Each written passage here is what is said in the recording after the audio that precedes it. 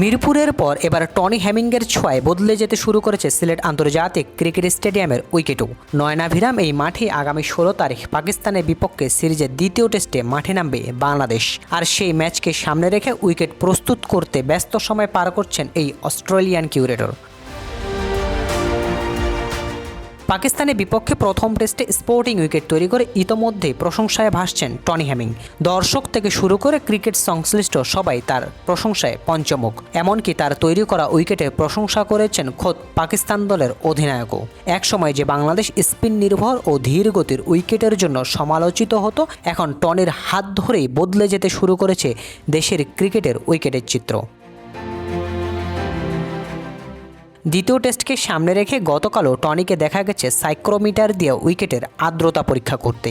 মাটির আর্দ্রতা, pH level ও ঘাসের নিখুঁত সমন্বয়ে তৈরি করা হচ্ছে প্রতিদ্বন্দ্বিতাপূর্ণ একটি উইকেট, যেখানে ব্যাটার ও বোলার দুজনের জন্যই থাকছে সমান সুযোগ। সবুজে ঘেরা সিলেট আন্তর্জাতিক ক্রিকেট স্টেডিয়াম তাই এখন শুধু ম্যাচের অপেক্ষা। প্রকৃতির সৌন্দর্যের পাশাপাশি ক্রিকেটীয় উত্তাপ ছড়াতে প্রস্তুত এই ভেন্যু। আর টনি হ্যামিংয়ের তৈরি উইকেট ঘিরে ক্রিকেট প্রেমীদের প্রত্যাশাও এখন তুঙ্গে। সাইদুল ইসলাম সুজন, সে স্পোর্টস।